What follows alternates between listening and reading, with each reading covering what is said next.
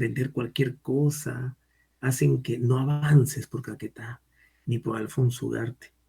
Por la vía de evitamiento no evita nada. Yo ya saqué mi cuenta y da igual que me meta por evitamiento que manejar por Caquetá, Alfonso Ugarte, Guzmán Blanco y agarrar vía expresa. Es igual. Al contrario, por evitamiento, tengo que pagar peaje y gasto igual gasolina y pierdo igual tiempo. Entonces me da igual, ¿no? De verdad me da igual. Bueno, voy a empezar la clase, no sin antes hacerles recordar, porque esto ya les dije a ustedes anteriormente, hacerles recordar que el próximo lunes tenemos la segunda práctica, que por razones obvias va a ser virtual, ¿no? Entonces, esta segunda práctica va a ser netamente virtual. Y acá les voy a mostrar la evidencia, ¿no? No vaya a ser que alguien me diga, profesor, pero el lunes es 26 de diciembre. Sí, ya lo sé. Solamente que yo envié este cronograma a estadística y me lo aceptaron, ¿no? Entonces voy a mostrarlo. Yo por acá lo tengo abierto. Acá está. No, abrí otra cosa. Esta era otra cosa. Déjame ver un ratito. Abrí otro documento que no era.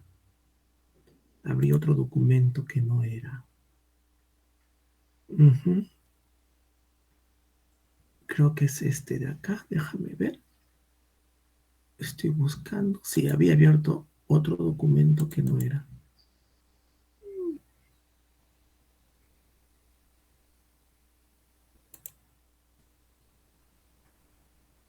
Bueno, tampoco es este. ¿Dónde está? Es un formato que los profesores siempre mandamos a la facultad indicando las fechas en que vamos a tomar una evaluación. Ah, aquí está. No, este es 22-1. Se había abierto uno equivocado. Ajá, este es. Ahorita lo proyecto. Entonces los profesores, lo que hacemos en la segunda, tercera semana de haber empezado el ciclo, es enviar este formato, que es el formato, bueno, aquí no aparece su nombre, pero es el F2, si mal no recuerdo. Y aquí está, mira, práctica de aula, la número 6, que sería nuestra segunda práctica, 26/12/2022. Ahí está. Ahí está. Entonces, el día lunes 26/12 les voy a tomar la segunda y última práctica escrita, ¿no? Así de simple. ¿Y cómo se las voy a tomar? Se las voy a tomar de manera virtual. ¿Cómo es eso de manera virtual? Fácil. De esta manera, ustedes van a entrar por aquí, van a entrar por acá a su aula virtual de posgrado. No, disculpa, me equivoqué. Al aula virtual FIC-UNI, ahora sí. Entonces entran al aula virtual FIC-UNI, entran como ya saben entrar, ¿no? ¿De acuerdo? Entonces ustedes van a entrar como ya saben entrar. Buscan el curso de acondicionamiento territorial, sección H, ¿no? Entonces cuando entren, yo aquí, en este menú, nos vamos a ir hacia abajo. A la última semana yo voy a agregar semanas, voy a poner semana 15, obvio, ¿no? Semana 15, porque hoy 19 es semana 14, el otro lunes 26 es semana 15. Yo acá voy a poner semana 15, después de semana 12 voy a poner semana 15, y ahí ustedes van a encontrar la práctica. Claro que la voy a colgar justo un minuto antes de empezar, ¿no?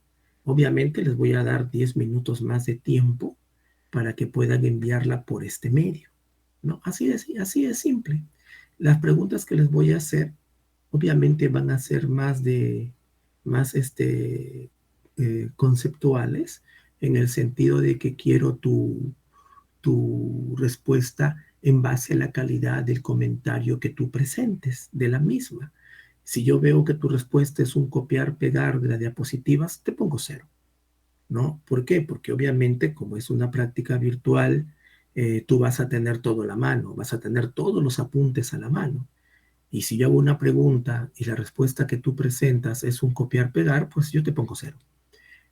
Te voy a hacer preguntas de tal manera que la calificación va a ser en base a la calidad del comentario, a la calidad de la respuesta, a la calidad de la crítica que presenten ustedes, ¿no? Listo. Así de simple, así de sencillo. Bueno, ahora sí voy a empezar la clase. Voy a empezar la clase, a no ser que alguien tenga alguna duda o pregunta de lo que acabo de mencionar. ¿Todo bien? ¿Sí?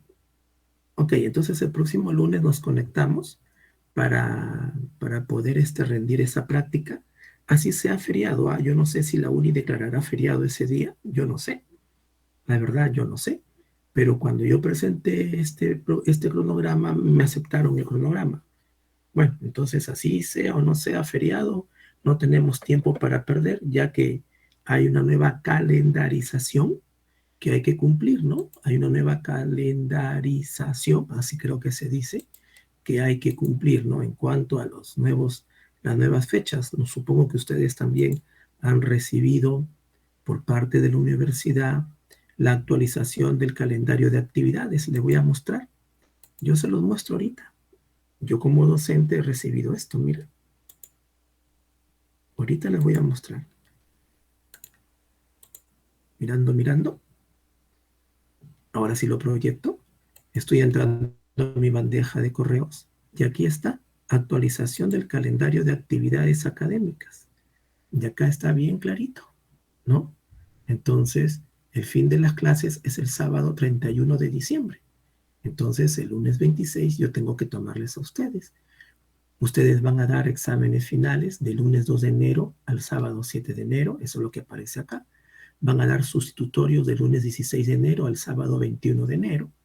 Van a hacer sus reclamos del 23 al 26 de enero y el fin del ciclo es el viernes 3 de febrero. Pero este curso que yo enseño es Sistema D. Este curso termina acá. Termina en la semana, termina el sábado 31 de diciembre. Por eso es que el lunes 26 tengo que tomarles a ustedes. El sábado 31 de diciembre capaz muchos de ustedes ya están de campamento, ya se fueron o se están preparando para el año nuevo. Eso va a ser muy difícil. Va a ser muy difícil. Bien, bueno, eso era lo que les quería mostrar. Ahora sí, si nadie tiene ninguna duda o pregunta, voy a empezar la clase. Solo que antes de empezar la clase quisiera yo llamar a asistencia. A ver quiénes están presentes, ¿sí? Vamos a ver, hay poquitos. No, hay varios, son 13 más, hay varios acá. Hay 20 presentes, ¿no? Entonces voy a pasar asistencia, ¿ya? O no, mejor paso asistencia en una horita. Voy a empezar la clase de una buena vez, ¿sí?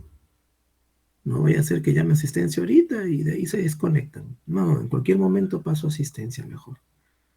Bien, entonces voy a proyectar la clase de hoy día. Si no hay dudas, si no hay preguntas, entonces proyecto. Chispas.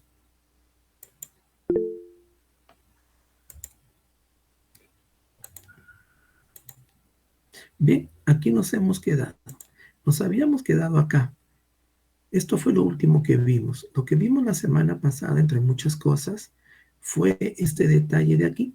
Vimos el surgimiento de las urbes. Hablamos de la ciudad moderna, ¿no? También les mostré, hablamos de los tranvías que hubieron en Lima y los tranvías que actualmente hay en el mundo.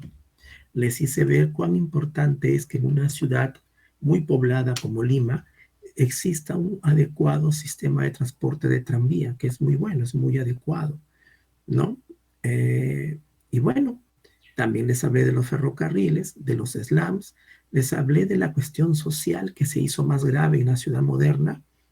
También les hablé, les hice una crítica no destructiva, tampoco constructiva, una crítica neutral sobre la relación que hay en el transcurso de los años de la humanidad y el poder económico que ésta tiene, ¿no? También les hablé del urbanismo destructor, ¿no? Les hablé que el urbanismo destructor se instauró en París y también les mencioné el urbanismo conservador y ahí nos quedamos. Ahora vamos a hablar sobre los utopistas socialistas. Un ratito que estoy buscando mi guante, que no lo encuentro. Mil disculpas, un ratito. Ya encontré mi guante. Ahora sí. Sí, es que para usar esta tableta me coloco un guante especial para que la mano no se quede pegada en la tableta electrónica. Bien, entonces, si hablamos nosotros de los utopistas socialistas, vamos a hacer referencia a lo que es el urbanismo constructor. La clase pasada hablamos del urbanismo destructor que se instauró en París, ¿no? Gracias a George Eugène Barón de Haussmann, y también hablamos del urbanismo conservador, ¿no? Del urbanismo conservador, liderado por el alemán Camilo Sitte. Ahora vamos a hablar del urbanismo constructor. ¿Sí? El urbanismo constructor prácticamente son los movimientos socialistas que se vivieron en el mundo, en la ciudad moderna. Ahorita estamos en ciudad contemporánea. ¿De qué trata? Bueno, voy a mencionar a dos utopistas socialistas, Proudhon y Saint-Simon.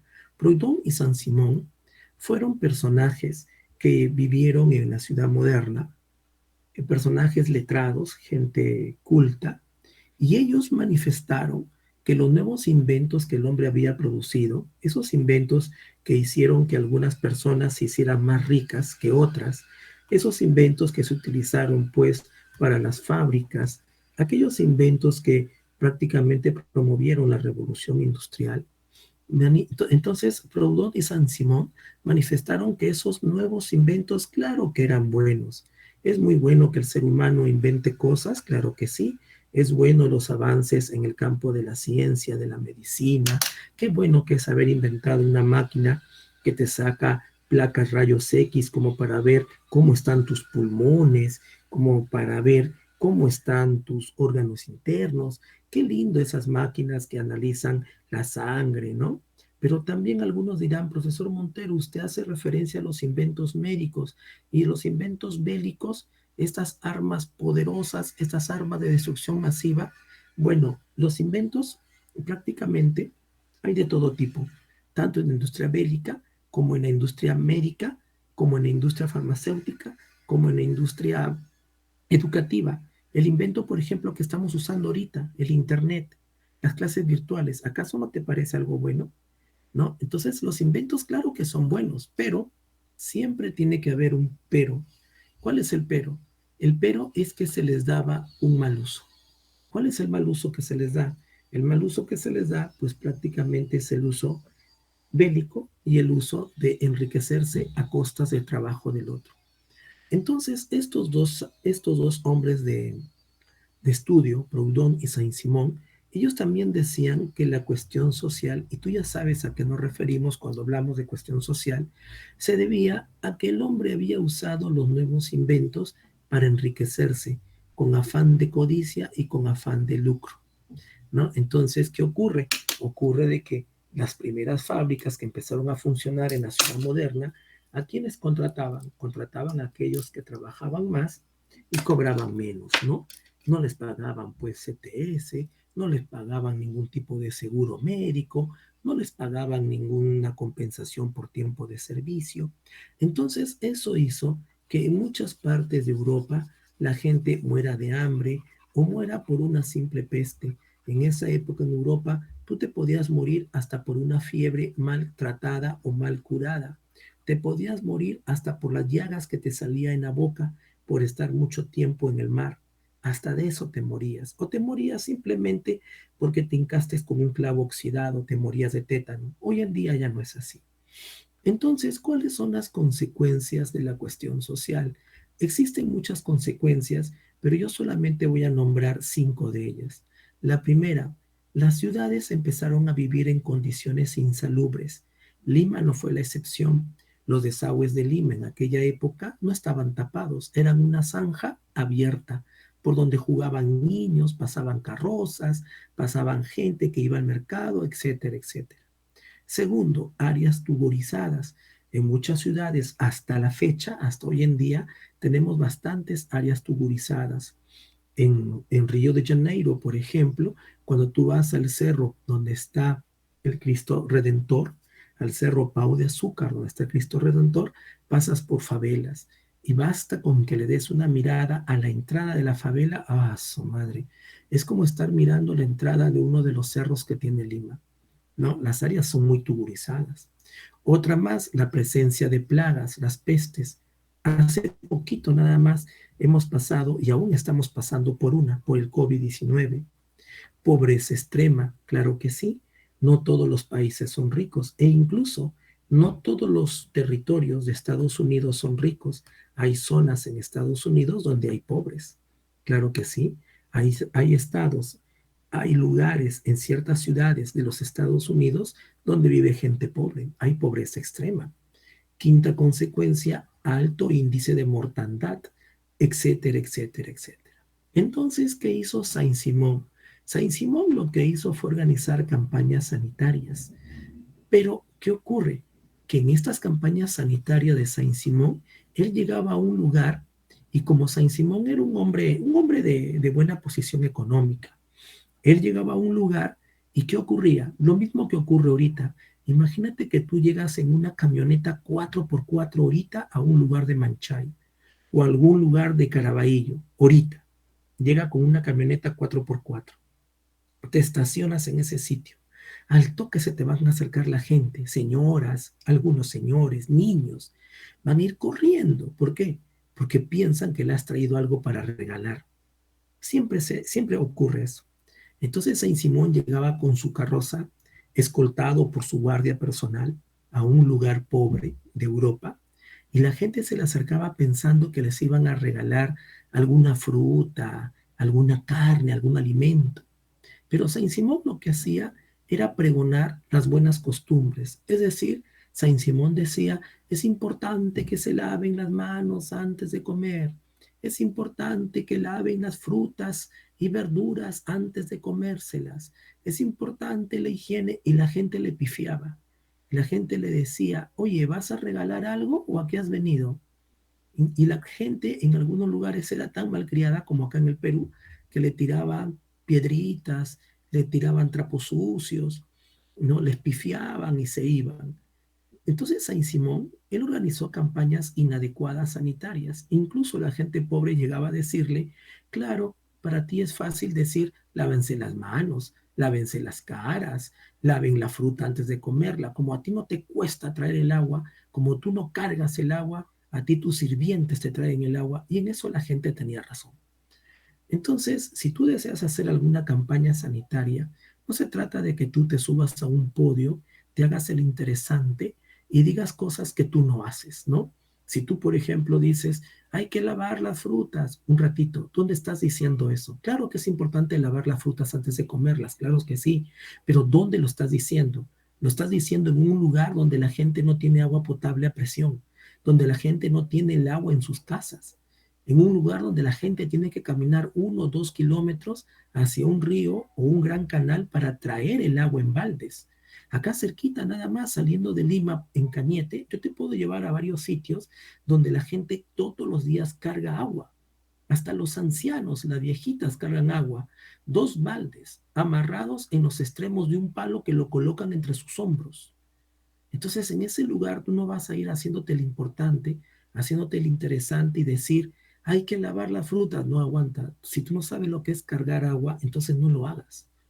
Tienes que ser muy sensible y ahora la gente está muy sensible.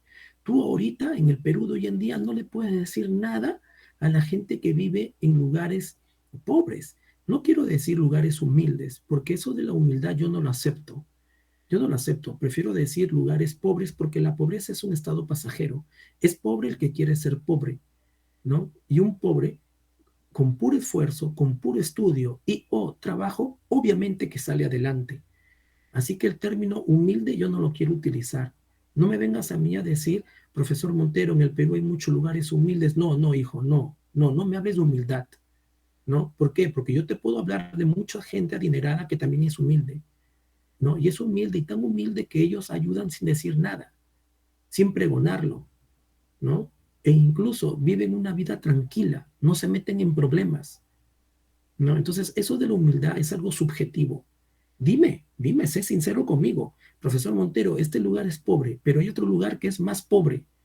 Por algo no hay 5 estratos socioeconómicos según el INEI. No, los estratos socioeconómicos ya tú sabes cuáles son. Estrato socioeconómico alto, medio, medio bajo y bajo. Eso de pobres, el más pobre entre los pobres, eso ya son palabras incluso que hasta inventaron los políticos. No me hables de humildad, ¿no? Entonces, háblame de pobreza, ¿no? De niveles de pobreza. Entonces, Saint Simón, él pues obviamente hacía tontas campañas sanitarias donde para él era fácil hablar y pregonar las buenas costumbres sanitarias. Como a él no le costaba cargar el agua, obviamente la gente no le hizo caso. Por eso es que yo digo acá, con mucha razón, lo digo, que la gente pues obviamente no colaboraba. Y ante el fracaso de estas campañas, Saint Simón buscó consuelo en la iglesia. Hablaba con el cura confesor que él tenía y decía, ¿no? ¿Por qué la gente no hace caso? ¿Por qué la gente no hace caso a las campañas que yo estoy realizando? Entonces él, para consolarse, obtuvo una respuesta de consuelo, ¿no? ¿Cuál fue? Simplemente él descubrió que el egoísmo de los hombres estaba bien arraigado en sus corazones. Pero no tanto es así, no tanto es así, ¿no? Simplemente que si Saint Simón va y él mismo se pone a cargar el agua desde el río, no que mande a sus trabajadores, a sus sirvientas, que él mismo cargue el agua, que él le lleve el agua a una familia y que le diga, esta agua que he traído es para lavar las frutas, tráeme las frutas que tengas, ¿no? La familia, yo sé que en lugares pobres siempre tienen ahí algo de frutita para comer, siempre tienen, aunque sea un par de limones para hacer una limonada, siempre tienen algunas verduritas para hacer un caldito, siempre hay, ¿no? Entonces, ¿qué ocurre? Ocurre de que por ese motivo es que se tuvieron que volver a predicar las doctrinas cristianas para fomentar el amor al prójimo, el compañerismo y la solidaridad, ¿no? Bueno, entonces aparecieron 3 utopistas socialistas más. Ah, señores, si alguno de ustedes tiene que hacer alguna pregunta, no lo escribas en el chat porque obviamente no lo voy a leer, no lo estoy viendo. Estoy en modo presentación y si tú escribes algo en el chat, pues es en vano, es por las puras porque no lo leo, estoy en modo presentación. Si tienes alguna pregunta que hacer, voy a agradecer bastante que prendas el micrófono y lo hagas a través del micrófono. Entonces vamos a hablar de 3 utopistas socialistas. El primero, Charles Fourier, con su idea de falansterio. El segundo, André Godin, se escribe Godin, pero se pronuncia Godin, con su idea de familisterio. Y el tercero, Robert Owen, con su idea de la ciudad de la armonía y cooperación. ¿Qué propuso Fourier? Fourier proponía que donde se creaba una industria, ¿no? Donde se creaba una industria, pues él decía que los dueños y los trabajadores de esa industria debían constituir, debían formar una falange. ¿Qué cosa es la falange? La falange es una sola comunidad, es decir, la falange es la organización social. Y esa falange estaba formada desde el gerente, que tiene el más alto cargo en empresa, hasta el más humilde servidor. Todos formaban esa comunidad de falange. Sí, la idea es socialista. Por algo no estoy hablando del movimiento social, la idea es socialista. Y esta idea socialista fue buena hace años, en un contexto, en un cierto tiempo, en un contexto temporal en que sí se ajustaban estas ideas socialistas. En la actualidad ya no. En la actualidad estas ideas que te estoy contando ya no se ajustan. En la actualidad ya estamos viviendo pues una economía de mercado, una economía del modelo neoliberal de mercado, ¿no? Donde ya las ideas socialistas ya no se ajustan. Pero en la ciudad moderna, ojo, estoy en ciudad moderna, claro que se ajustan estas ideas. Bueno, entonces, de esta forma, todas las personas, los gerentes, los administrativos, los obreros, los empleados de limpieza, todos conformarían una familia comunitaria. ¿Y qué hacía esta falange? Recuerda que la falange, ¿qué cosa era? La falange era una sola comunidad. La falange es la organización social. Entonces, la falange, ¿qué hacía? Invertía las ganancias de la fábrica en beneficio de todos los miembros de la comunidad. ¿Qué significa? Que si la comunidad necesitaba una escuela para sus niños, con esas ganancias se construía la escuela. Si la comunidad necesitaba un mercado de abastos, con esas ganancias se construía el mercado de abastos. Si la comunidad necesitaba una posta médica, una posta de auxilio rápido, pues con esas ganancias se construía esa posta médica. Entonces la falange debía funcionar en un lugar planificado y obviamente el lugar planificado es el falansterio.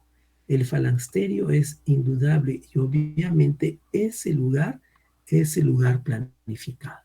¿Y qué cosa es el falansterio? Pues es un barrio en torno de una fábrica con un buen diseño, bien equipado, tiene los servicios necesarios que toda comunidad necesita, tiene servicios de comercio, servicios de salud, servicios educativos, servicios de recreación, etcétera, etcétera. Lo más importante, con viviendas dignas, viviendas cómodas, viviendas higiénicas para todos los que trabajan en esta fábrica, con servicios sociales adecuados. Muy bien, entonces el falansterio era una nueva forma urbana que buscaba devolverle al hombre su dignidad, buscaba devolverle al hombre su sentido de solidaridad y su sentido de cooperación. Y funcionó muy bien, no en toda Europa, pero sí en varios lugares, en varios países de la Europa antigua, ¿no? Funcionó muy bien, pues, en la Polonia de la época moderna, no en la actual Polonia, en Rusia, ¿no? En Letonia, en partes de Alemania de aquella época. En la actualidad estos lugares ya se rigen más por una economía de mercado, ¿no? Entonces, la ciudad moderna en un comienzo fue caótica, claro que sí. Se vivía en un ambiente miserable, la gente vivía en slums, que eran un ambiente pobre y con alto deterioro social. Hasta ahí yo sé que tú aplaudes esta idea, la idea de que del falansterio de Charles Fourier, ¿no? Que obviamente dio buenas, que se realizó en diversas partes de Europa, en algunas partes de América también, de América, ¿no? En Asia también se llevó a cabo esto, ¿no? Y bueno, pero fue solamente por un breve tiempo, ¿no? Porque los tiempos avanzan, el tiempo no perdona y avanza, ¿no? Yo me acuerdo, pues, cuando era estudiante como tú en la uni, ningún aula de la uni tenía proyector multimedia. Los profesores hacían su clase pizarraza, ¿no? Y bueno, si hubiese habido una pandemia en esa época, pues se perdía más de un año de estudio, universidades cerradas. Al menos ahora no se ha podido perder, no se han perdido los ciclos porque tenemos el entorno virtual. Bueno, ahora te voy a contar la otra idea, que es el falansterio de André Godin. ¿Qué cosa proponía nuestro amigo Godin? Bueno, para empezar, André Godin fue un discípulo de Fourier, ¿sí? Es decir, Charles Fourier tuvo varios discípulos. Uno de tantos discípulos de Charles Fourier fue Godin. Y los discípulos siempre tenemos ese respeto hacia el maestro, ¿no? Obviamente los maestros dicen, yo me alegro cuando mi discípulo me iguala y me supera, cuando mi discípulo tiene mayores logros profesionales que el maestro. Y es cierto, ¿no? Es cierto. Es cierto, un maestro se alegra de verdad con buen corazón cuando sus discípulos pues empiezan a progresar, a prosperar. Entonces, y un discípulo siempre le merece, siempre tiene ese respeto hacia el maestro. Pero los discípulos también sabemos de qué pie cojea nuestro maestro. Conocemos sus errores, pero nunca los criticamos de mala fe. Los discípulos siempre nosotros decimos que no es conveniente hacer esto, no es conveniente hacer aquello. Maestro, oh gran maestro, escúcheme.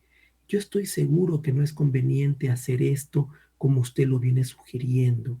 Ahora ya tenemos otras herramientas informáticas, podemos hacerlo de esta otra manera.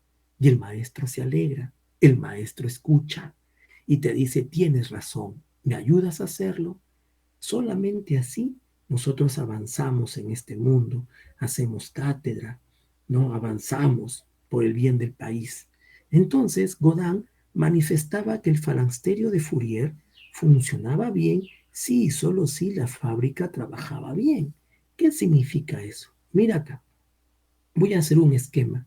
Imagínate que esta es la fábrica que propone Charles Fourier. Esta es una fábrica, la fábrica F1. Imagínate que esta fábrica F1 es una fábrica de zapatos, de zapatos. Mientras la fábrica de zapatos funcione bien y tenga ventas, entonces las viviendas que se construyen para los obreros van a estar en buenas condiciones de higiene, van a ser viviendas dignas. La fábrica sigue funcionando bien y al toque se construye un parque para que ahí jueguen los niños, los hijos de los trabajadores. La fábrica sigue funcionando bien, entonces se construye un mercado. La fábrica sigue funcionando bien y con esas ganancias se construye, ¿por qué no? Una capilla, una iglesia. La fábrica sigue funcionando bien, se construye un hospital. Pero ¿qué pasa si la fábrica se incendia? Si esta fábrica se incendia, todo se va al diablo. Ya no habría ingresos como para seguir manteniendo esta área recreativa, este parque, como para seguir manteniendo la capilla, el mercado, el hospital, el colegio, etcétera, etcétera.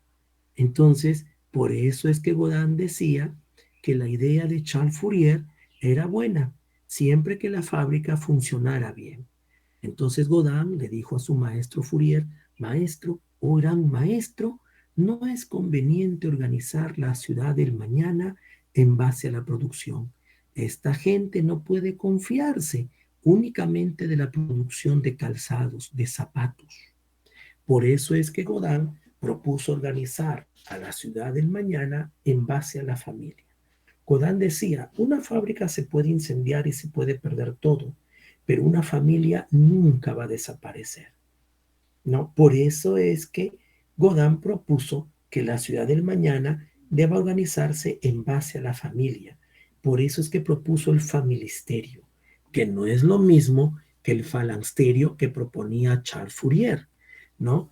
Entonces, ¿qué cosa es el familisterio? Es un grupo de familias organizado en comunidades, con un equipamiento social adecuado como el falansterio, donde todos se ayudan mutuamente como el falansterio, pero Godin propuso que este familisterio no tenga una sola empresa, sino un núcleo grande de empresas para asegurarse el bienestar de los hombres. Es decir, que fue lo que propuso nuestro amigo Godin, que no solamente con las ganancias hay que construir hospitales, colegios, capillas, mercados, auditorios, sino, ¿por qué no también poner otra fábrica? Una fábrica de cerveza, una fábrica de bebidas gaseosas, una fábrica de chocolates, ¿no? Etcétera, etcétera.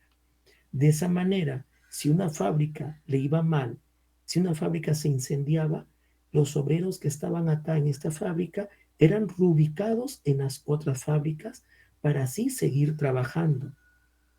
Entonces, por eso es que se propuso tener un núcleo grande de empresas. Godin estaba convencido que la base de trabajo de un familisterio debe estar diversificada. Claro que sí, y no solamente el ejemplo es para este caso, sino también para una familia. Imagínate un papá que estudió educación, es profesor de colegio nacional. Ahí conoció a su esposa, otra profesora, educadora de educación inicial, primaria. Se enamoraron, se casan y tienen dos hijos. Los hijos crecen y también estudian educación. Pasan los años, los cuatro trabajan en colegios. ¿Y qué pasaría en colegios nacionales? ¿Y qué pasaría si viene una huelga del sector educativo? Entonces al papá no le pagan mientras hay huelga, a la mamá tampoco, a los hijos tampoco. Entonces, ¿esa familia de qué va a vivir? No conviene, ¿no? Yo conozco un par de amigos de mi facultad, de la uni, que se enamoraron y se casaron. Él trabajando en el Ministerio de Transportes, ella también. Y justo vino esta época de la renuncia de Fujimori y todos los demás, a ellos dos los despidieron. Y ellos dos tenían, no recuerdo si ya tenían, sí creo que ya tenían hijitos chiquititos. estaban pagando la hipoteca de una casa que se sacaron en La Molina y de repente se quedaron sin trabajo. Él no conseguía trabajo, ella tampoco. Los dos ingenieros civiles que trabajaban para el sector público. ¿Qué hicieron? Comenzaron a hacer polladas, actividades para juntar plata, pues. No tenían. Creo que llegaron a perder la casa. El banco les quitó la casa porque no pagaban las letras, porque no tenían trabajo. Entonces, por eso es que la base de trabajo de un familisterio y de una familia debe estar diversificado, ¿no? Yo soy ingeniero civil, mi esposa es contadora, mi hijo es ingeniero industrial. Tenemos entonces, ¿qué cosa? Tenemos trabajos diversos,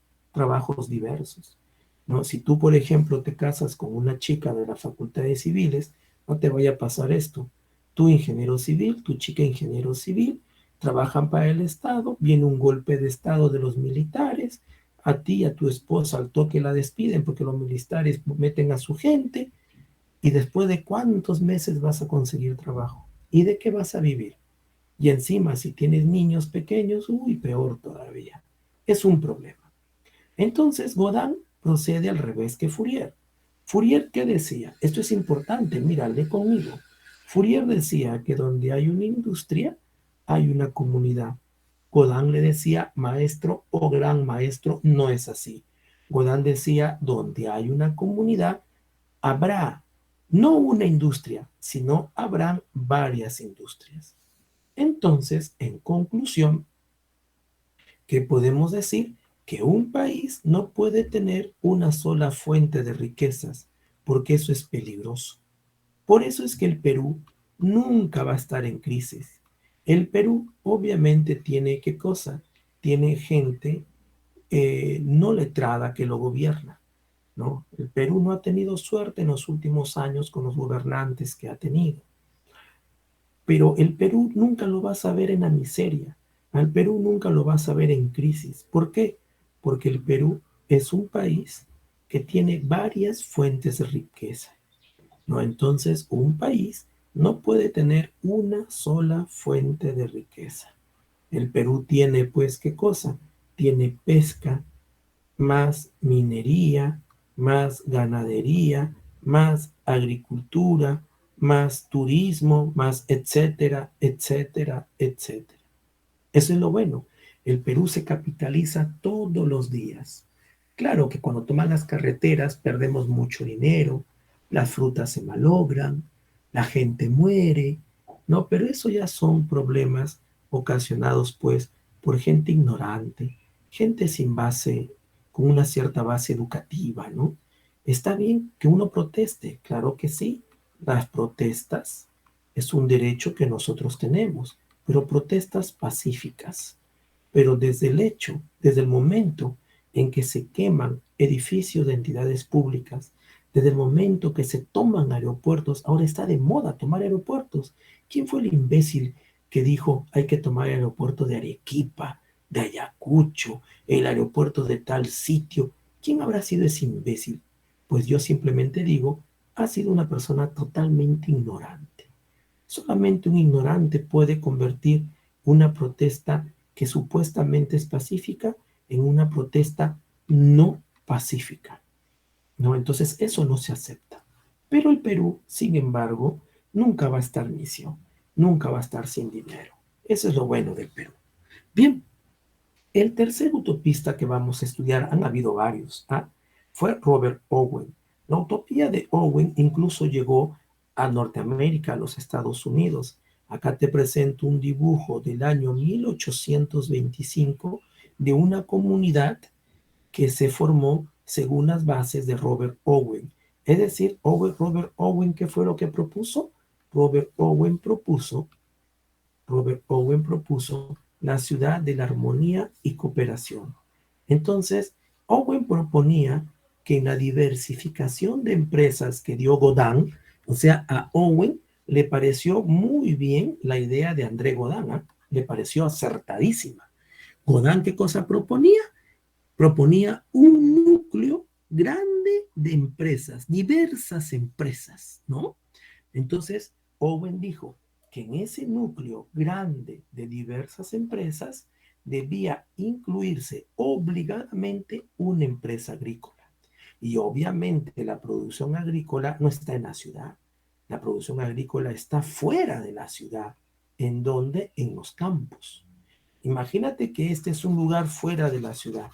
En este lugar se realiza la producción agrícola, pero no la producción agrícola como lo hacemos en el Perú, ¿no? Hay lugares en el Perú donde solo se siembra papa. Hay lugares en el Perú donde solo se siembra cebolla. Hay lugares en el Perú donde solo se siembra esto o aquello. No. Owen propuso una producción agrícola diversificada. Había que hacer cultivos rotatorios. Ahora yo cultivo zapallos, muy bien, el otro año cultivo arroz, el otro año cultivo pues caña de azúcar, el otro año cultivo papas, el otro año cultivo trigo, el otro año siembro choclos, etcétera, etcétera. Y obviamente en la ciudad estaba el equipamiento social que la gente necesitaba, acompañado de algunas fábricas en la ciudad, ¿no? Pero obviamente nadie iba a vivir en la ciudad, nadie iba a salir de la ciudad para viajar 1, 2 horas a las afueras a ir al campo a trabajar, no. Él proponía que en los campos debían construirse viviendas, pero que sean viviendas armónicas con la naturaleza. O sea, debían aparecer ciudades armónicas con la naturaleza. Mira el dibujo que está en la parte inferior. Aquí, por ejemplo, hay una casita, otra casita, otra casita, por aquí hay otra casita, por acá hay otra casita, y todo, otra casita, y todo rodeado de chacras, ¿no? Entonces, ¿qué ocurre? Ocurre que todo esto es una ciudad armónica con la naturaleza, rodeada de chacras, y la gente que vivía dispersa en el campo, pues trabajaba el campo. Ah, y lo más importante, Owen decía que la gente que trabaja en el campo debería ganar tan igual o hasta más que la gente que vivía en la ciudad trabajando en las fábricas. Y obviamente todo lo que se producía en el campo era para el consumo de ellos. Lo que sobraba se podía exportar. Y de esta forma se asegura pues a las comunidades un abastecimiento barato y saludable, ahorrando dinero y ahorrando tiempo. La gente no tiene por qué estar buscando tal tipo de cebolla, siempre va a tener cebollas variadas que se producen en estos campos de producción agrícola diversificada. Y con esta agricultura, pues obviamente se generaba trabajo y así se exportaban los productos sobrantes. Y de esta manera, ¿qué se buscó? Se buscó el mejor ordenamiento de la población, se buscó detener el éxodo rural, se buscó dar armonía a los campos y crear trabajo. Y obviamente, Owen propuso algo más. ¿Qué cosa propuso? ¿Qué cosa adicional propuso Owen? Que estas labores agrícolas no deben estar conducidas por empresas con afán de lucro. ¿Por qué? Porque los dueños de estas empresas esclavizan a las familias. Por eso Owen propuso una forma de conducir la producción a través de las cooperativas. Entonces, aquí nace el concepto de cooperativa. ¿En el Perú hubieron cooperativas? Sí, sí hubieron cooperativas, pero lamentablemente el 90%, hasta más creo yo, de cooperativas funcionaron mal. ¿Por qué? Por la ignorancia del peruano. Si el peruano no sabe gobernarse, menos el peruano sabe dirigir una cooperativa. Han habido muchas cooperativas acá en el Perú que quebraron. ¿Y por qué quebraron? Porque estaba llena de gente ignorante que no sabía conducir la cooperativa. Y no faltaba por ahí un avivacho, ¿no? Un demagogo que venía y abusando de la idiosincrasia y de la poca educación que tenían los miembros de una cooperativa, utilizaba pues la cooperativa para enriquecerse. En cambio, en Europa y en Estados Unidos, las cooperativas hasta ahora siguen funcionando. Hay todavía universidades en Estados Unidos, como la Universidad de Yale, que todavía tiene su cooperativa y funciona muy bien. ¿Por qué? Porque obviamente, pues, el americano al menos es un hombre de estudio, ¿no? No vas a comparar tú, pues, al voto de los norteamericanos con el voto de los peruanos. El peruano vota por cualquier imbécil, ¿no? Y el norteamericano al menos no tanto. Al menos lee y es más educado que un peruano. Y eso lamentablemente es cierto. Y digo lamentablemente porque a mí me gustaría hablar de mi país, de un Perú donde todos los peruanos tenemos una muy buena educación, pero lamentablemente no es así. Esa gente que está protestando y toma carreteras, toma aeropuertos, ¿tú crees que con esa gente se puede hablar? Con esa gente no se puede hablar. Incluso hay congresistas que cuando los entrevistan, ellos te salen con una narrativa tan disparatada, con una narrativa tan adefesia que no da ganas de dialogar con ellos. Yo no puedo dialogar con un ignorante porque nunca va a entender. ¿Cómo voy a hablar con un congresista que dice que el expresidente Pedro Castillo no se acuerda lo que leyó? ¿Cómo voy a hablar yo con una persona que usa esa narrativa tan ignorante, tan estúpida? Con ese tipo de gente yo no converso porque es perder el tiempo. Por eso es que las cooperativas en el Perú fracasaron.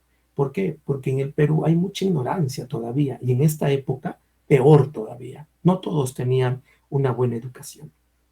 Entonces, ¿qué cosa es la cooperativa? La cooperativa, pues, mis estimados señores, es una organización empresarial, es una empresa, pero que no tiene afán de lucro. Muchas universidades privadas acá en el Perú, tampoco tienen afán de lucro y no todas son cooperativas. Hay universidades que no tienen fines de lucro y no son cooperativas. Fueron formadas bajo otro estatus, pero hay universidades que sí son cooperativas, sin fines de lucro, ¿no? La Universidad Católica, por ejemplo, la Pontificia Universidad Católica del Perú, a pesar de que un porcentaje de las acciones le pertenece al clero, es la que tiene, es una de las universidades que tiene las pensiones más caras en Lima, más caras que otra universidad privada, aunque tú no lo creas. Bueno, entonces la cooperativa es una organización empresarial que no tiene afán de lucro.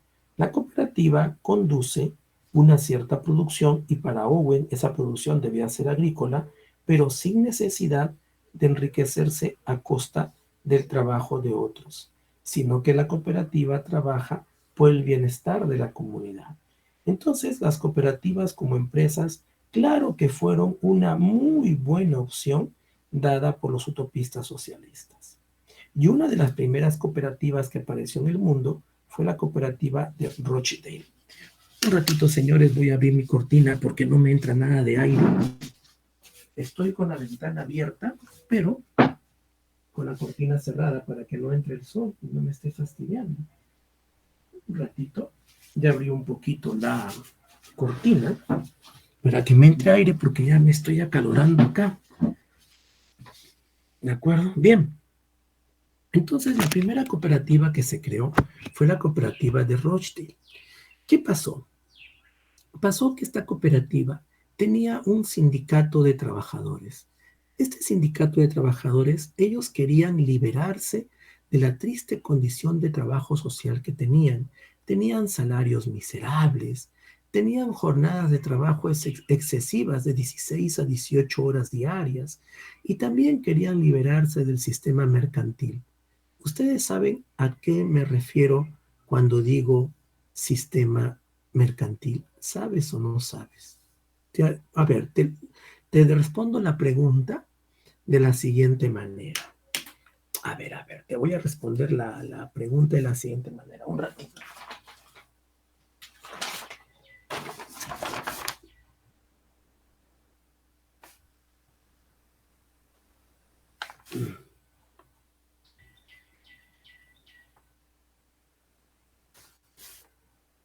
Muy bien. Entonces, ¿qué significa eso de sistema mercantil, señores?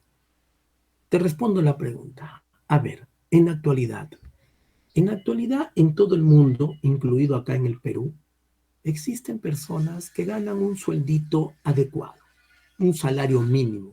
Hay personas que ganan 1.000 soles, 1.100 soles, 1.200 soles al mes. ¿Y qué ocurre? Que estas personas obviamente viven en lugares donde el sueldo que ellos ganan les permita vivir, ¿no?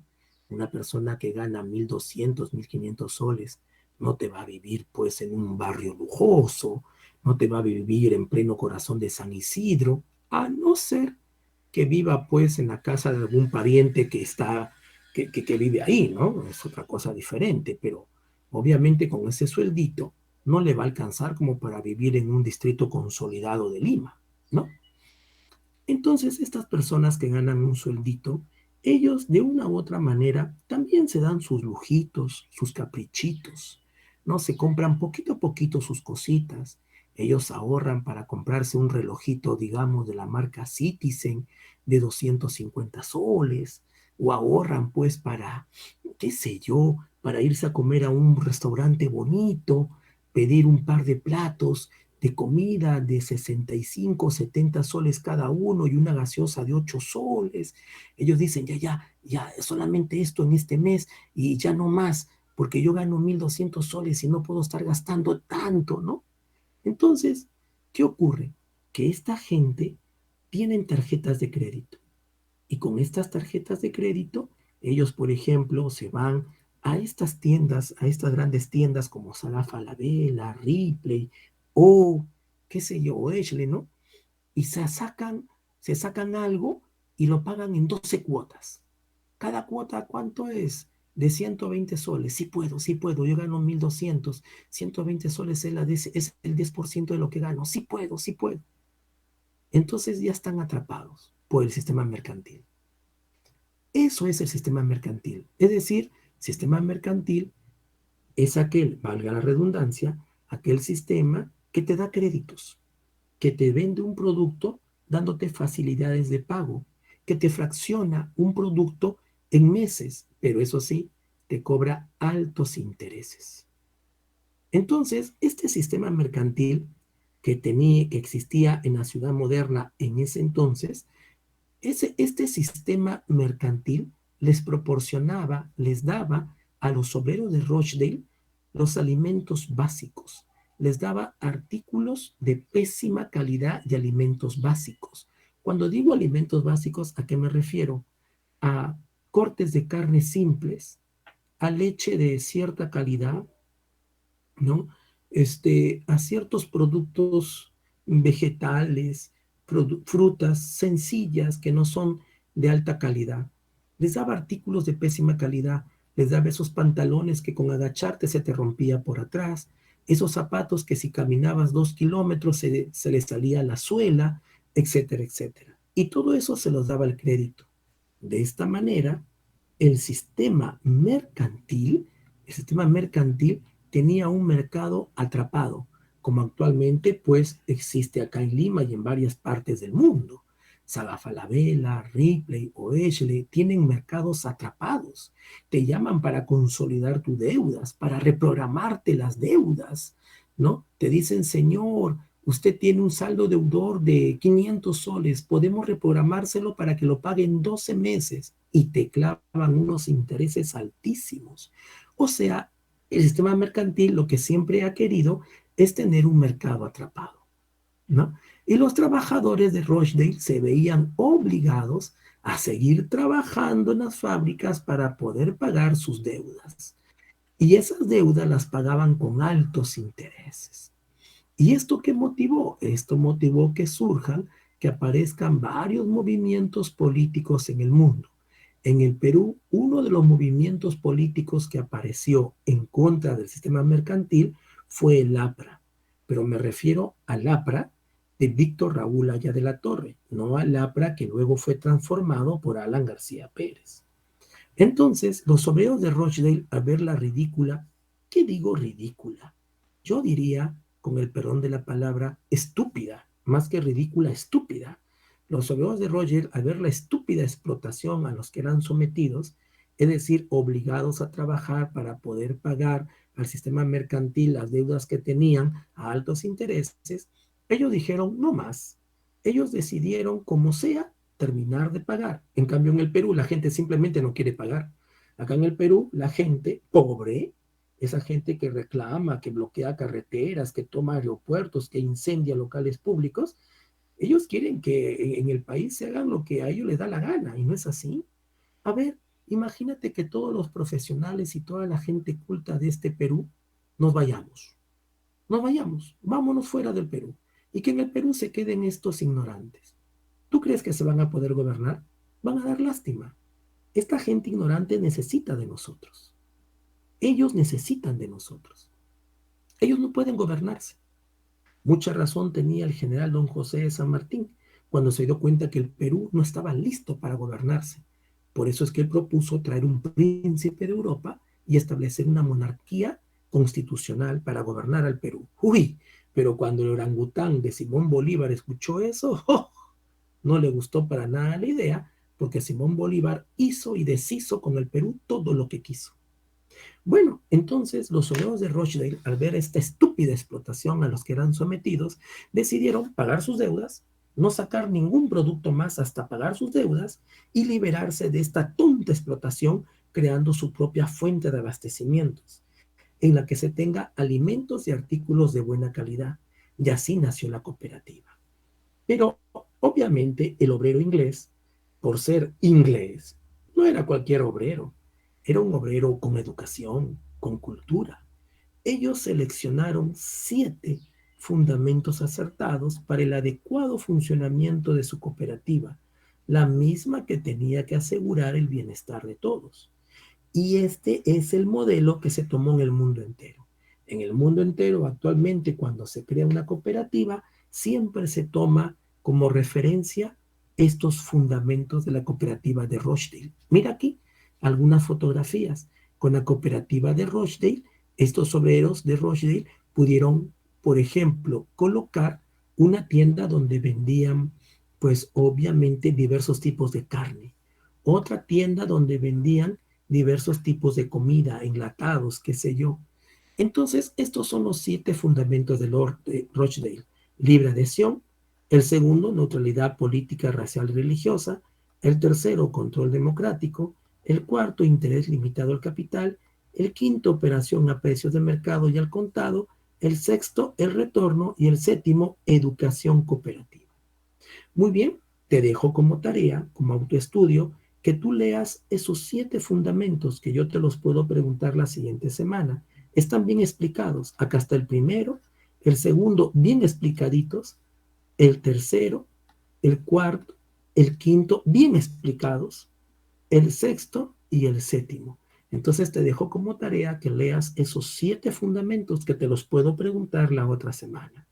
Muy bien, entonces eso es en cuanto a este tema. ¿Hasta aquí todo claro? ¿Alguna duda, alguna pregunta hasta acá? ¿Se entendió hasta acá? Yo espero que sí. Muy bien, ahora voy a pasar a asistencia y cuando yo paso a asistencia les pido por favor que prendan sus cámaras. Oye, pero no prendas tu cámara para decir presente y luego la apagues, ¿ah? Mantén tu cámara prendida hasta que yo termine de pasar asistencia. Vas a levantar la mano, ¿de acuerdo? Y o vas a decir presente. ¿Sí? Entonces, de esa manera yo paso asistencia. ¿Ya? Muy bien, entonces voy a listar la asistencia.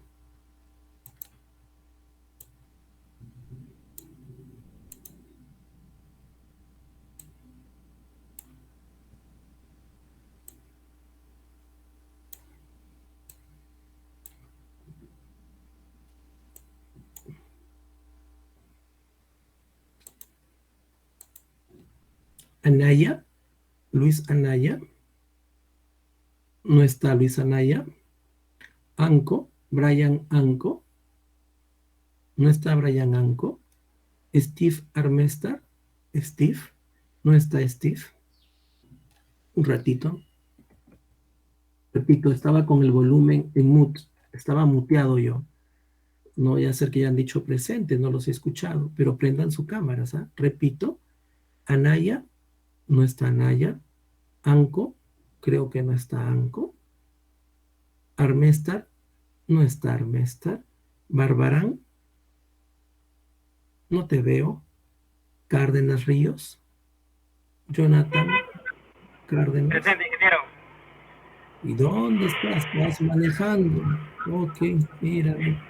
Se supone que estamos en hora de clase. No es Sí. correcto eso. Lo- Braulio Castillo. Presente, Braulio ingeniero. Castillo. Buenas Hola, tardes. Braulio. ¿Cómo estás, Braulio? Ya te escuché. Bill Céspedes. Presente, ingeniero. Buenas ¿Cómo tardes. estás, Bill? Muchas gracias por estar atento. Charles Chucos. No lo veo a Charles Charles Tucos Chucos. presente, ingeniero. ¿Cómo estás? Ya te vi. Les he pedido que tengan prendida la cámara y no la apaguen hasta terminar de pasar lista, pero el señor Jonathan Cárdenas ya apagó su cámara. Bien, continúo. Nicole Coral. Nicole, ¿cómo estás, Nicole? ¿Qué tal? Eros Cortés. No está Eros Cortés. Lidia de la Cruz. Presente, ingeniero. Buenas tardes. Hola, ¿cómo estás? Eros Cortés no está. Lidia sí está. Herbert Dolores. Presente, ingeniero. Buenas tardes. ¿Cómo estás, estimado señor Dolores? ¿Qué tal? Escobedo.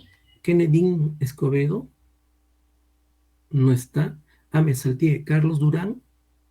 No lo veo a Carlos Presente, Durán. ingeniero, buenas tardes. ¿Está? Ya te vi, Carlos. Muy bien. Flores, Frank Flores. No lo veo a Frank Flores. Luis Gantó. Gantó. Buenas tardes. ¿Cómo estás, señor Luis Gantó? ¿Tu cámara está apagada? No. Ah, ya, ok, ya la vi. Gracias. Giampiero Gómez. Giampiero. No te veo, Giampiero. Ángelo Gutiérrez. No te veo, Ángelo. Ya te vi, Ángelo Gutiérrez. Juan Guamantuma. Guamantuma. No está. Michael Jiménez. No te veo. Ya te vi, hijo, ya te vi. José Larico. Presente, ingeniero, buenas tardes. Hola, José, ¿qué tal? Gustavo Laverde. No te veo. Alonso López. No te veo. Frank Malpartida. Presente, ingeniero, buenas tardes. Hola, ¿qué tal? Ya te vi, hijo. José Mamani. No está. Gabif Marcas. No está. Leonardo Miranda. Presente, ingeniero, buenas tardes. Ya te vi. César Navas. No está. Brian Nieva. Presente, ingeniero, buenas tardes. ¿Cómo estás, hijo? Christopher Núñez. No te veo. Santiago Parra. No te veo. Kevin Quispe. No te veo. Presente, ingeniero. Kevin. Estoy. Ya te vi, Kevin. ¿Cómo estás? Patricia Rodríguez. Patricia Rodríguez. No te veo, Pati. Ya te vi, ya te escuché. Sandra Samaniego. Sandra. No está Sandra. Juan Carlos Sánchez. Presente, ingeniero, buenas tardes. Hola, Juan Carlos. Rubén Sánchez. No te veo, Rubén. Carlos Zulca. No te veo, Carlos, ¿o sí estás? Presente. Ya te vi. Luis Tello, ya te vi, Luis, ¿cómo estás? José Beli. No te veo, José Beli. Y Orlando Vigo. Presente, No te ingeniero. veo, Orlando. Ya te vi, pero estás con la cámara apagada. Bien, entonces, Ingeniero José, presente. un ratito, no me interrumpas. Voy a nombrar a los ausentes, ¿ya? Si alguien no contestó, esta es su última oportunidad con la cámara prendida. Si estás con la cámara apagada, no te pongo asistencia. Luis Anaya, no lo veo. Brian Anco, no te veo. Steve Armestar, no lo veo. Johnny Barbarán, tampoco te veo. Eros Cortés, no te veo. Kennedy Escobedo, no está. Frank Flores, no está. Giampiero Gómez, no está. Guamantuma, no está. La Verde, no está. López, no está. Mamani, no está Mamani. Marcas, no lo veo a Marcas. Navas, no veo a Navas. Núñez, no veo a Núñez. Núñez. Parra Estela, Parra, no está Parra. Samaniego, Presente, Sandra. ingeniero. Presente, Samaniego. Ahora sí, ya te vi. No apagues tu cámara. Rubén Sánchez. No te veo. José Beli. No te Presente, veo. ingeniero. ¿Dónde estás? Que no te veo, José Beli. Estoy. Ya te vi, ya te vi. Orlando Vigo. Listo. Presente, ingeniero, Ok. pero no tengo cámara. Tu cámara está apagada. O sea, sí, no, mi computadora no tengo, solo se ve eso. Tienes que arreglarla. Imagínate que otra vez se active la pandemia y el otro ciclo sea otra vez virtual. No, porque puede pasar eso. Puede pasar eso. Hay que estar preparados. Si alguno de ustedes su laptop no funciona bien la cámara, cómprate una camarita aparte. Prepárense. No esperen que suceda otra vez la pandemia y nos agarra fríos otra vez a todos. Las universidades privadas del Perú empezaron su clase a la semana, 2 semanas que empezó la pandemia. La uni a los 2 meses. Qué bárbaro, ¿no? Entonces no hay que esperar, no nos pueden agarrar otra vez con los brazos cruzados. ¿De acuerdo? Bien, ya pasé asistencia. Bien, ahora sí, pueden apagar sus cámaras si lo desean, ¿no? Si alguien desea tener su cámara prendida, no hay ningún problema, tenla prendida. Yo feliz de poder verte. Claro que sí, porque se extraña verlos, pues no, se extraña verlos. Bien, ahora ya terminamos este tema. Vamos a ver el otro tema rapidito, rapidito. A ver, ¿dónde está? Clases. Ajá. Ahora sí, vamos a hablar de masificación. Dejamos la ciudad moderna, señores, y con mucha alegría vamos a entrar a la ciudad contemporánea. Es decir, la ciudad que nos caracteriza, la ciudad de hoy en día. Vamos a hablar de la Lima de hoy, del Santiago de Chile de hoy. Vamos a hablar de todo eso, ¿no? Vamos a hablar de todas esas ciudades, ¿no? Características de esas ciudades, indudablemente, ¿no? Bien, entonces voy a proyectar, por favor, pongan atención, estén atentos. Si alguien tiene algún comentario que hacer, alguna pregunta que hacer, háganlo, por favor, a través del micrófono, ¿sí? Me siento muy halagado por eso. Y recuerden que el próximo lunes solamente nos vamos a reunir para dar la práctica será pues de 40 a 50 minutos, no más. Empezamos a las 3 en punto. Si alguien se conecta a 3:50, 3:55, pues ya no va a haber nadie a esa hora, ¿no? La otra semana ya es la semana 15, ahorita estamos en la semana 14, la otra semana ya termina todo, ya termina todo. Bien, entonces, a ver, vamos a ver entonces el tema de masificación. Pero antes, a recordar rápidamente. Lo primero que estudiamos fue la cultura nómada, aquella que duró aproximadamente un poco más de 1 millón de años. De ahí dimos un escalón y estudiamos la cultura rural. Y luego empezamos a estudiar la cultura de las ciudades. Lo primero que estudiamos fue la ciudad antigua, de ahí pasamos a ver la ciudad medieval, de ahí vimos la ciudad burguesa, de ahí vimos la ciudad renacentista, de ahí vimos la ciudad industrial, la ciudad industrializada, ¿no? Y también la ciudad industrializada que hemos estudiado va de la mano de la ciudad moderna que acabamos de ver, ciudad industrializada o ciudad moderna, ¿no? Que van de la mano. Y ahora estamos en el último escalón que el ser humano ha podido llegar, que es la ciudad contemporánea. Hasta aquí hemos llegado hoy en día.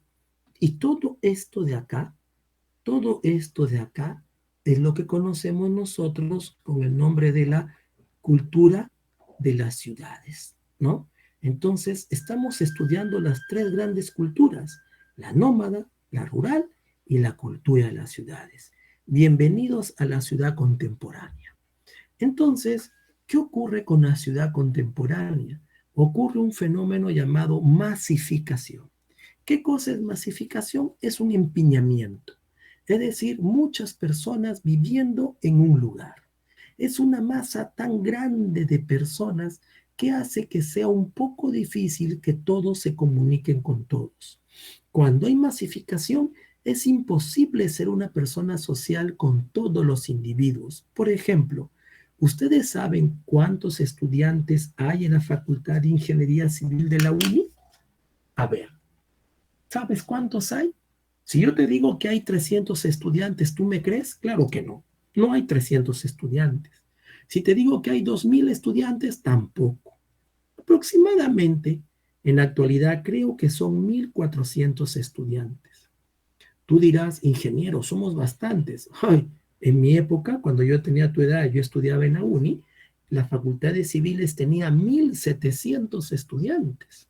Me acuerdo, porque en esa época, sin internet, sin celular, para el proceso de matrícula teníamos que ir a la universidad a matricularnos personalmente y se publicaban las listas de todos los 1.700 estudiantes en el patio central con el promedio ponderado. Ahí tú te averiguabas cuál era el promedio ponderado de tus amigos. Bueno, yo siempre estuve en el tercio superior, menos mal.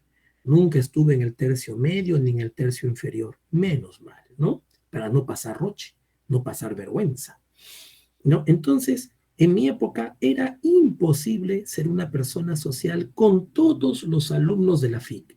Yo te pregunto a ti, ¿tú conoces a todos los alumnos de la FIC? La respuesta es no. E incluso ni siquiera conoces a los que yo acabo de llamar en la lista. No conoces a todos. ¿O alguno de ustedes conoce a absolutamente todos los alumnos que yo acabo de llamar en asistencia? No, es imposible. Entonces la masificación, nuestra facultad está muy masificada. Y la masificación convierte a las urbes en un ambiente deteriorado. Por eso es que las personas hacen actos sin querer queriendo. Ese hombre que sale en una fiesta y se va detrás de un árbol o de un carro, se baja la bragueta y micciona en la calle, está cometiendo un acto no adecuado, un acto no correcto. ¿Por qué? Porque como hay masificación, él dirá, total, voy a mear aquí, aquí voy a orinar, aquí nadie me conoce, así que no paso vergüenza. A ver, ¿por qué no le decimos a este hombre que vaya y que orine frente a la casa de su enamorada, donde se supone que ahí lo conocen? Él nunca va a hacer eso. No lo va a hacer. Le da roche. Por eso es que la masificación convierte las urbes en un ambiente deteriorado. Miccionar en la calle, o andar caminando por la calle y de repente botar el papelito que tienes en la mano, o andar caminando por la calle y de repente escupir, tirar un esputo o pedorrearse. Estos son actos no correctos que siempre ocurren en nuestra ciudad.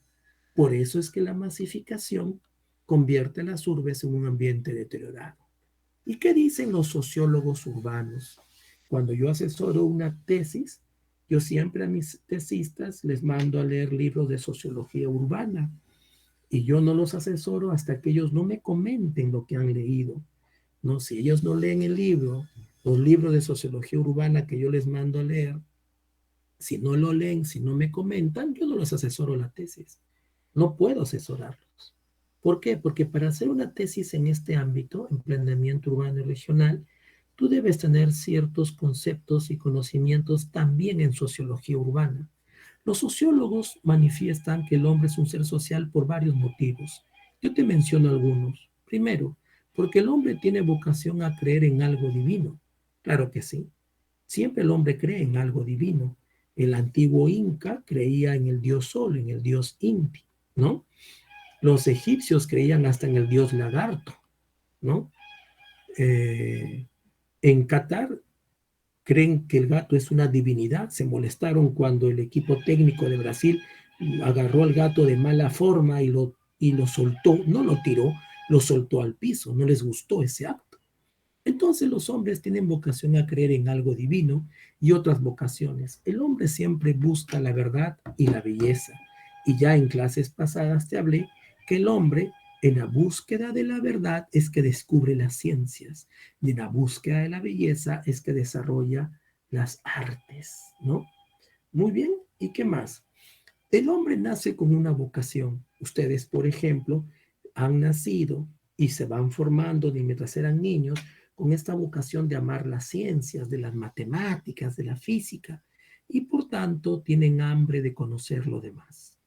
En la vida en sociedad, ¿no? El ser humano se complementa mejor con otros hombres y mujeres, obviamente, y puede vivir mejor, ¿no? Entonces, a mí, por ejemplo, me gustan las clases presenciales. Me encanta verlos a ustedes cara a cara, ¿no? Me encanta que ustedes participen y que no estén callados como los típicos alumnos de la uni. El típico alumno de la uni es aquel que siempre está callado y no pregunta. No, es típico. Y eso no es algo bueno, no es algo bueno, ¿no? Solo que en diciembre manejar hasta la uni es fatídico, es fatídico. Muy bien, entonces el hombre necesita vivir en sociedad, pero siempre que las personas se comuniquen entre ellas, que entre ellas hablen. La masificación, ¿dónde se produce? Se produce en una inmensa, acá me faltó la palabra la masificación se produce en una inmensa escala de personas. ¿Y esto qué ocasiona? Ocasiona que el hombre ya no pueda comunicarse con todos. En los pueblos de la serranía no ocurre esto. En los pueblos de la serranía no hay masificación. En los pueblos de la serranía, sobre todo en las épocas en que no había celular ni internet, tú llegabas a un pueblito de la serranía, tú caminabas por las calles, ¿no? Y ya sabía la gente que te miraba escondidita detrás de sus ventanitas, de sus casas de adobe, escondidito, por acá una persona mirándote. Ya sabía que llegó fulanito de tal, que es nieto de don Mengano. Sí, ya llegó fulanito. Este fulanito es el nieto de don Mengano. Me dicen que fulanito estudia ingeniería en Lima, en la uni. Ojalá que fulanito cuando acabe su carrera quiera venir a vivir acá en nuestro pueblo para que nos ayude en el pueblo. Ya te están echando ojo. Yo cuando iba años atrás al pueblo de mi papá, en más de una ocasión, un grupo de vecinos, un grupo de parientes de mi papá me decía, ¿por qué no te quedas a vivir acá para que seas el alcalde de este pueblo como lo fue mi abuelo? ¿Y yo qué me hago siendo alcalde de un pueblo humilde? Dime. No. Yo vivo acá en Lima, trabajo acá en Lima, yo estoy cómodo acá en Lima, ¿no? Entonces, quizás si hubiese tenido más contacto con esa gente, quizás sí me iba a vivir allá, quizás, ¿no? Pero bueno, pues ya yo nací en Lima, soy limeño, ¿no? Pero mucha gente que viene de provincias extraña su tierra. Regresa a tu tierra, trabaja por ellos, aunque sea una época, ya luego te vas, ¿no? Bien, entonces la masificación, ¿qué cosa produce? Produce algo que ya te conté que no es adecuado, que no es correcto. Produce la despersonalización del individuo y así se deteriora la persona. Te voy a dar un triste ejemplo, pero lo digo para bien. Hace un momento pasé asistencia. Uno de ustedes está escuchando clases, si es que a esto se le llama escuchar clases, manejando en un automóvil. Eso no es correcto. Y se lo dije. Esto no es correcto. Claro, porque la hora de clase es hora de clase. No es para que tú salgas a comprar al mercado, no es para que tú salgas a manejar. Profesor, tuve una emergencia. Lo que pasa es que estoy llevando a mi mamá. Sí. Si tienes una emergencia, no te conectes, pues. No te conectes. Atiende la emergencia. Entonces, esto hace la masificación. La masificación, ¿qué cosa produce? Produce la despersonalización del individuo. Y así se deteriora la persona, ¿no? Mear, orinar en la calle, escupir en la calle, hablar lisuras, ¿no? Cuando yo voy a la uni, a la Facultad de Ingeniería Civil, veo alumnos que se sientan en la escalera. ¿Tú crees que es correcto sentarse en la escalera? ¿No te das cuenta que estás estorbando? Estás estorbando. Y encima hablando lisuras, hablando palabras soeces, todo eso produce la masificación. Son cosas no correctas. Entonces, ¿qué dicen los sociólogos? Los sociólogos manifiestan lo siguiente. Uno, que el hombre necesita obligadamente sociedades por afinidad. Es decir, es bueno que haya músicos con músicos ingenieros con ingenieros, etcétera, etcétera, ¿no? Por ejemplo, en estas épocas del año, yo nunca te he contado esto, pero en estas épocas del año yo me junto con unos colegas, no de la uni, me junto con unos colegas y cantamos, ensayamos villancicos, ensayamos cánticos navideños. Entonces me junto con gente que le gusta la música, ¿no? Yo soy tenor y yo canto, ¿no? Yo hago eso en estas épocas del año, ¿no? Entonces siempre uno necesita sociedades por afinidad. Júntate con gente que tenga afinidad por algo que a ti te gusta hacer. No solamente tu trabajo, ¿no? Algo que te guste hacer. También tengo yo afinidad con otras personas que coleccionamos muñequitos Playmobiles. No sé si tú estás viendo detrás mío. Mira la cámara. Detrás mío estás viendo mi estante. Si eres observador vas a ver unos muñequitos. Son muñequitos Playmobil. Yo ahí tengo mostrando algunos. ¿Qué es lo que yo hago? Yo soy coleccionista de esos muñecos. Yo los colecciono. Y comparto con otros coleccionistas esta afinidad, ¿no? Tengo sociedades por afinidad de Playmobiles. Tengo sociedades por afinidad de cantos, ¿no? Entonces, el hombre necesita esas sociedades por afinidad. ¿Ustedes qué sociedades por afinidad tienen? Los hombres mayormente te juntas con otros hombres que les guste la pichanga, el pichangueo. Está muy bien. Practicar un deporte está muy bien. Esa es tu sociedad por afinidad. Tú cuando juegas pelota, fútbol, lo haces con otros amigos que no necesariamente estudian ingeniería civil en la uni, ¿sí o no? Claro. También los sociólogos manifiestan que el hombre necesita asociación por heterogeneidad. ¿Qué significa? Que en la vida en sociedad es bueno que tú te relaciones con personas que tengan otros oficios distintos al tuyo. Por ejemplo, es necesario que tú tengas un amigo médico, algún día lo utilizarás, algún amigo abogado, algún día te sacará de algún apuro, algún amigo policía, siempre es bueno tener un amigo policía, algún amigo, no sé, digamos, contador. A veces la SUNAT se mete contigo y necesitas la asesoría de un contador que te ayude ante estos problemas que puedas tener con SUNAT, ¿no? Necesitas, pues, un amigo sacerdote, un amigo cura. Se murió un pariente tuyo o un amigo tuyo, a última hora estás buscando un curita de barrio para que vaya a darle los santos óleos al que se murió, ¿no? Etcétera, etcétera, etcétera, ¿no? Tienes un hijo con problemas de aprendizaje, necesitas profesores especialistas en eso, etcétera, etcétera, etcétera. Bien, ¿hasta acá todo claro, señores? ¿A quién le pregunto? A los alumnos que nunca responden. Bien, entonces también tenemos los niveles en las sociedades heterogéneas. Hablamos de un nivel básico y el nivel básico se da por la relación por el tipo de sangre. Por ejemplo, una reunión que tú tengas con tus tíos, primos y otros parientes. Ese es el nivel básico, ¿no? Otro nivel, el vecindario. Profe, el barrio. No, el vecindario. Tú puedes vivir en una quinta, en un edificio. Ese es tu vecindario, tu vecindad. Ahí el hombre se comunica, te comunicas con el vecino, con la vecina, te relacionas con otras personas. El siguiente nivel ya es el barrio, la cuadra en la que vives, donde el hombre se une para conseguir algo. Acá en el Perú, por ejemplo, en el barrio el hombre se une para conseguir, por ejemplo, colocar una reja que impida que se metan los ladrones en moto. Las rejas bien cerradas, se contrata a una persona que te abra la reja cuando quieran entrar, ¿no? El siguiente nivel es el nivel urbano, limeños con limeños, puneños con puneños, etc.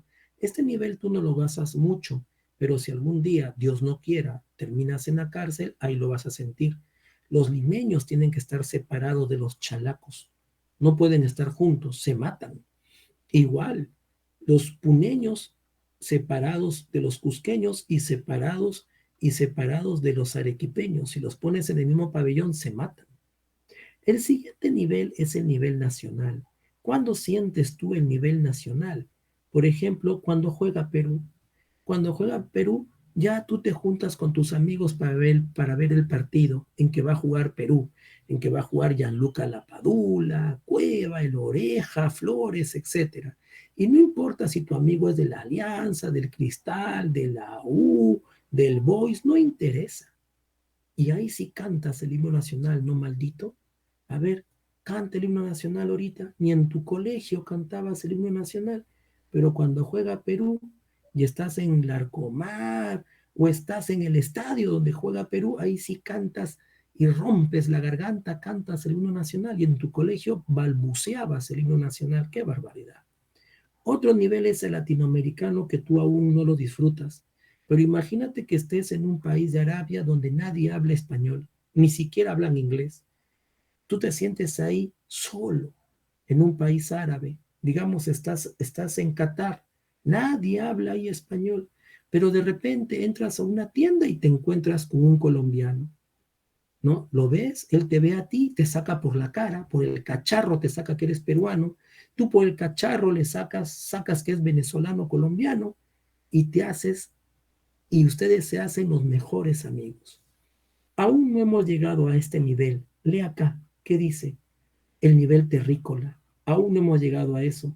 Los sociólogos dicen que ya vamos a llegar al nivel terrícola, es decir, todos los hombres de la tierra nos vamos a reunir, ya nada que yo adoro el Corán, yo soy fiel a la Biblia, que Buda es mi pata. No, no, te vas a olvidar de todo eso cuando nosotros nos sintamos amenazados por la presencia de una sociedad extraterrestre. Ahí recién nos vamos a unir. Esos son los niveles en las sociedades heterogéneas. Y cuando hay masificación, el hombre se siente abandonado, el hombre entra en el anonimato y el hombre comete actos indebidos. ¿Qué actos indebidos comete el hombre? Ya te dije ya, ¿qué actos indebidos? Miccionar en la calle, escupir, hablar groserías y media, ¿no? ¿De acuerdo? Hablar estupideces y media, pedorrearse en la calle, eructar en la calle, ¿no? Actos indebidos, hacer estas cosas, mira, ¿no? Hacer estas cosas, ¿no? Invadir pistas, invadir aeropuertos, hacer esto, utilizar las pistas como basurero. Estas dos fotos son de Lima, por cierto. Y obviamente en las grandes ciudades como Lima, Sao Paulo, Nueva York, etcétera, hay un alto deterioro social que yo he visto. Yo he estado en Sao Paulo y he visto ese alto deterioro social, ¿no? Es obvio eso, ¿no? Un ratito, por favor.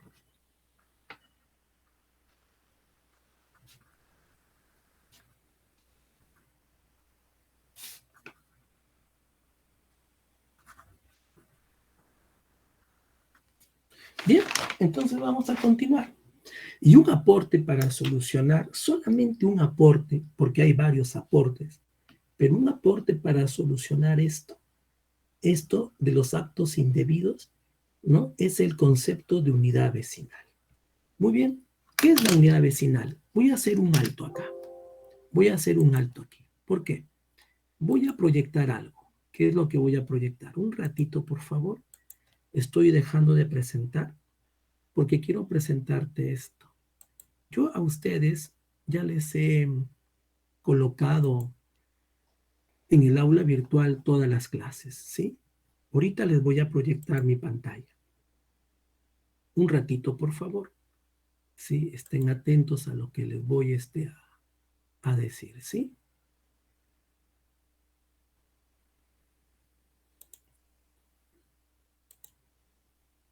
A ver, voy a proyectar ahorita.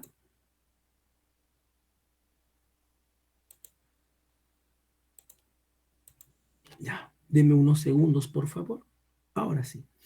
Entonces, yo acá a ustedes les he dado todas las clases, ¿sí?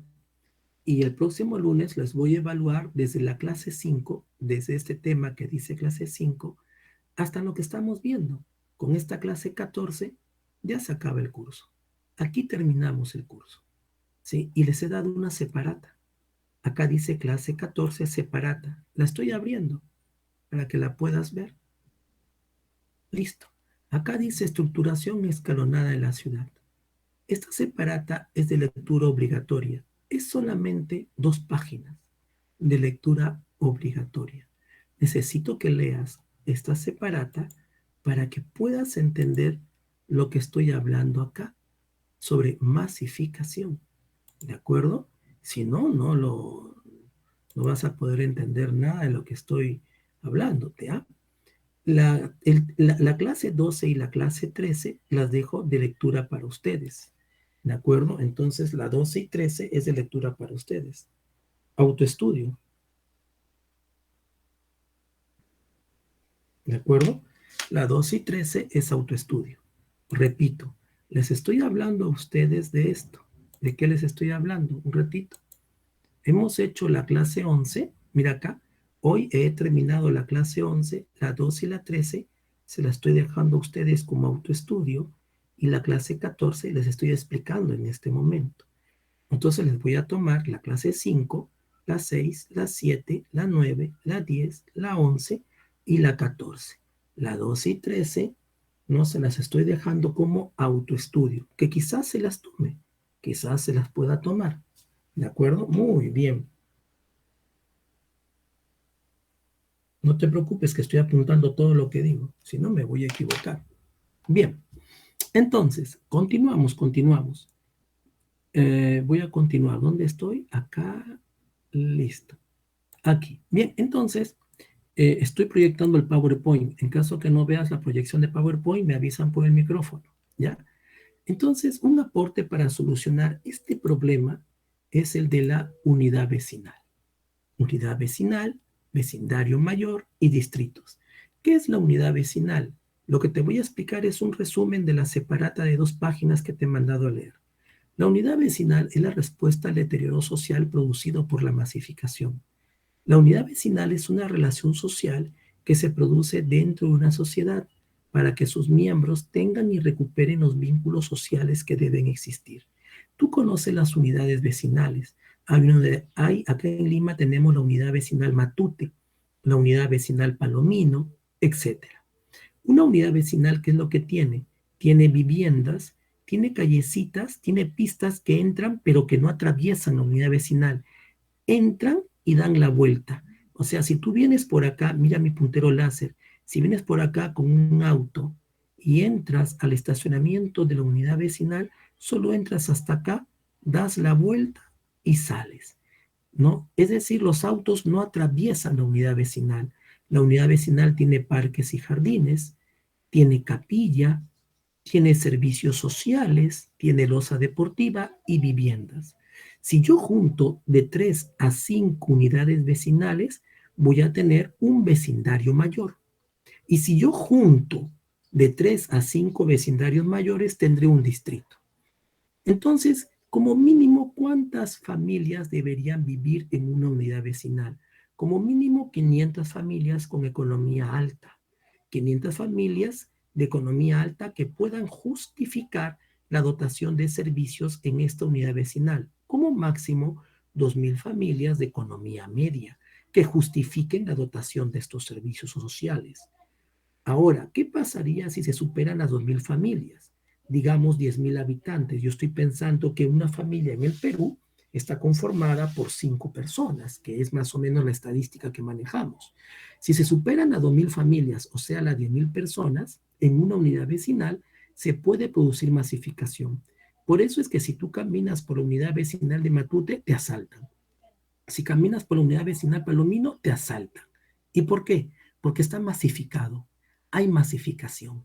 Es por eso, ¿no? Ahora, de 3 a 5 unidades vecinales tenemos un vecindario mayor y de 3 a 5 vecindarios mayores tenemos un distrito y varios distritos forman una ciudad. Saquemos cuentas. Digamos que tenemos una unidad vecinal con 10.000 habitantes como máximo. Una unidad vecinal tiene 10.000 habitantes como máximo. Muy bien. Y como máximo, 5 unidades vecinales forman un vecindario mayor. Un vecindario mayor como máximo tendrá 5 unidades vecinales, o sea, como máximo 50.000 habitantes. Y de 3 a 5 vecindarios mayores debo tener un distrito, o sea, un distrito como máximo 250.000 personas o habitantes. ¿Qué pasa en el Perú? En el Perú todo está mal. Tenemos un distrito llamado La Punta que ni siquiera tiene 4.000 habitantes. ¿Tú crees que un distrito con 4.000 habitantes pueda ser considerado distrito? Claro que no, es un desperdicio de dinero ahí. Por las puras se les paga alcaldes, regidores. La punta no debería ser un distrito. Y el caso extremo, ¿cuál es? El populoso San Juan del Lurigancho, que tiene más de 1 millón de habitantes. ¿Tú crees que un lugar con 1 millón de habitantes debería ser distrito? Claro que no. En San Juan del Lurigancho deberían nacer por lo menos mínimo 4 distritos. Si nosotros podríamos agarrar a San Juan del Lurigancho y dividirlo en 5 partes y crear 5 distritos, sería adecuado. Por eso es que estamos mal en este país, ¿no? Es por eso, ¿no? Y bueno, lo que sigue ya te lo dejo a ti como lectura de autoestudio. Eso sería todo, señores, por el día de hoy. Si hay alguna pregunta, entonces hazlo ahorita. Nos vemos la siguiente semana. Ya te dije que te tomo desde la clase 5 hasta la clase 14 en la siguiente semana, ¿no? ¿Alguna duda, alguna pregunta antes de retirarme? Bueno, si todo está claro, nos vemos y feliz Navidad. Pasen una bonita Nochebuena. Chau, chau.